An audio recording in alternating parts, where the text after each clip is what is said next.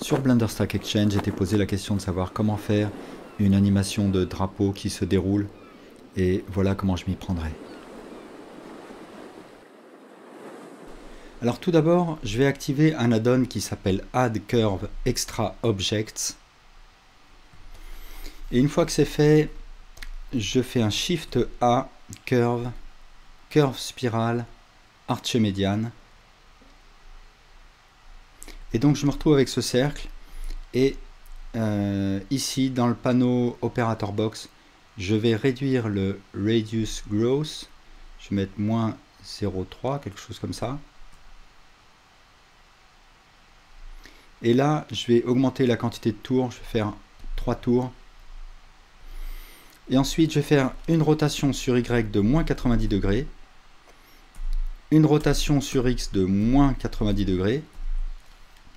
Je vais sélectionner ce vertex et faire une extrusion sur Z. Et j'ai ma spirale. Et ensuite, je vais créer mon drapeau, donc Shift A, Mesh Plane.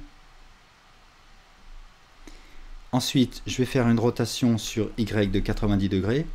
Je vais faire un scale sur Z de 3. Je vais créer des loop cuts, donc CTRL R, je vais en créer 2. Donc plus ou moins du pavé numérique ou bien la molette pour rajouter ou retirer la quantité d'edge. Ensuite, je sélectionne tout, je fais un clic droit Subdivide. Et puis ici, je vais faire 11 subdivisions. Après, je vais mettre de côté, je vais faire Alt A pour tout désélectionner. Je vais activer le couteau avec K. Et là, je vais couper comme ça en diagonale et Enter. Et je vais faire une autre diagonale comme ça, Enter. Je garde sélectionner ces edges et je presse V, Enter pour déchirer mon mesh.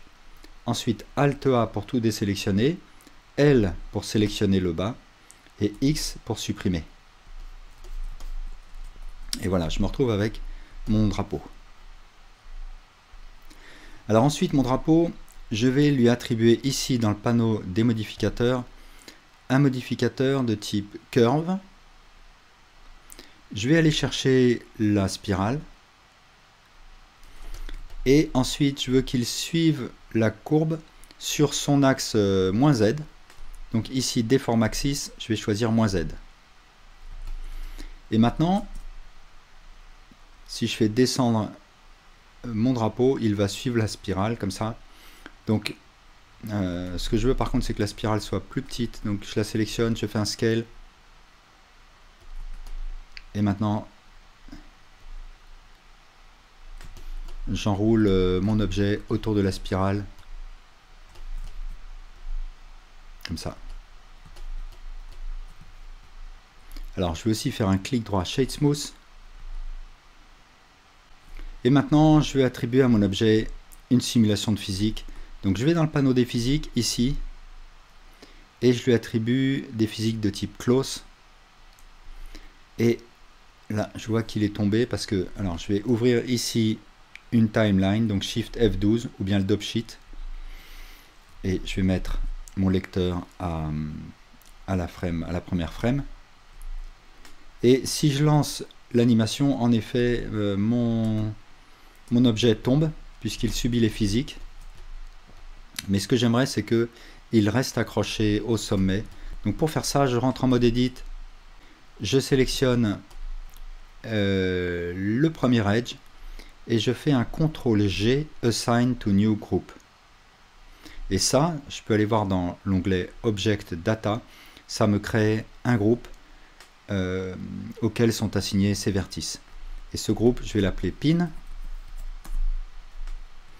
Et ensuite, de retour en mode objet, je reclique sur le panneau des physiques, je descends, et sous Shape, je vais choisir comme Pin Group le groupe que je viens de créer.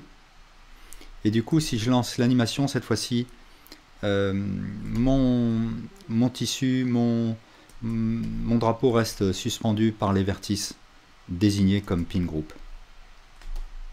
Alors par contre, ce que je peux voir, c'est que j'ai un problème. J'ai les faces qui s'interpénètrent Et pour éviter ça, je vais descendre dans le panneau des physiques et sous Collisions, je vais activer l'option Self Collisions. Et de cette manière-là, il comprend que ses propres faces représentent un obstacle.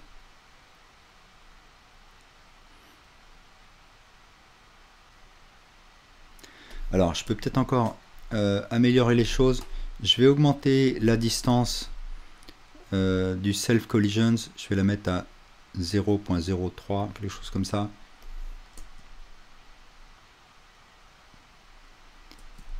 Et puis, je veux peut-être que mon objet descende plus vite. Donc, en haut, je vais augmenter la valeur Vertex Mass. Je vais la mettre à 1 kg. Ou 2 kg.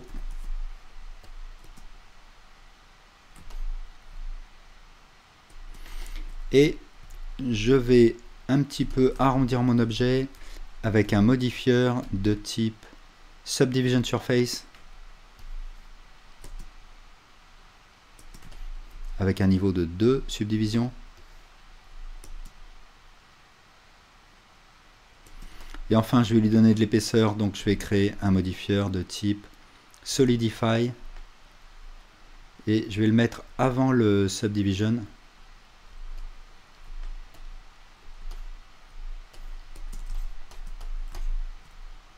Et voilà.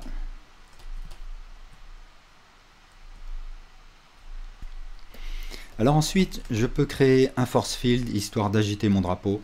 Donc Shift A, force field, je vais créer par exemple un force field de type turbulence. Et ici, dans le panneau des physiques, je vais lui attribuer une force, par exemple 2000. Et maintenant, quand je relance l'animation, mon drapeau va être agité. Alors là, mon animation est un petit peu courte. Donc dans la timeline, je vais déterminer qu'elle dure 350 frames par exemple. Et du coup, voilà, mon drapeau est agité par la turbulence. Alors par contre, je vois qu'à partir de 250, mon drapeau n'est plus agité. Et ça, si je le sélectionne et que je vais dans le panneau des physiques, c'est parce que sous le panneau cache, ici, je vois que la simulation prend fin à la frame 250. Donc je vais choisir plutôt 350. Et sous ce panneau, j'ai les options de Bake. Donc le Bake va me permettre de précalculer la simulation de manière à ce que quand je lance un rendu, le calcul soit déjà effectué et que ça m'évite les bugs. Donc par défaut, les données de Bake vont aller être sauvées dans un dossier temporaire, mais si je clique sur Disk Cache, ça va aller se sauver dans un dossier qui va être créé à côté de mon fichier. Donc une fois que je suis content de mes paramètres, je peux cliquer sur Bake pour lancer le calcul pour l'objet sélectionné, ou bien Bake All Dynamics si j'ai d'autres simulations de physique dans ma scène à calculer. Donc je clique sur Bake, ça va prendre un certain temps à calculer. Ensuite, le Bake est terminé. Maintenant, si je joue l'animation, ça va me jouer la simulation telle qu'elle est précalculée. Donc maintenant, je ne peux plus faire de modifications. Si je veux faire des modifications, il faut que je fasse un Delete Bake. Ou si j'ai fait un Bake All Dynamics, à ce moment-là, il faut que je fasse un Delete All Bakes. Et là, à nouveau, je peux changer des paramètres. Alors, dernière précision, si je souhaite attribuer au verso de mon drapeau un matériel différent du recto, bien sûr, ce que je pourrais faire, c'est une extrusion du mesh, mais ça va compliquer la simulation. Donc, au lieu de cela, dans le panneau matériaux, là, je vais créer un second matériel que j'ai appelé verso. Et dans le panneau des modifieurs, dans le modifieur Solidify, sous Materials, j'ai une valeur Material Offset. Si je laisse cette valeur Material Offset à 0, pour mon verso, il ira chercher le matériel qui est dans le premier slot. Si je mets cette valeur Material Offset à 1, il ira chercher pour mon verso le matériel qui est dans le slot, dans le second slot. Et là, en l'occurrence, c'est un matériel qui est complètement noir. Et du coup, maintenant, j'ai un recto et un verso différents. Voilà, merci pour votre attention.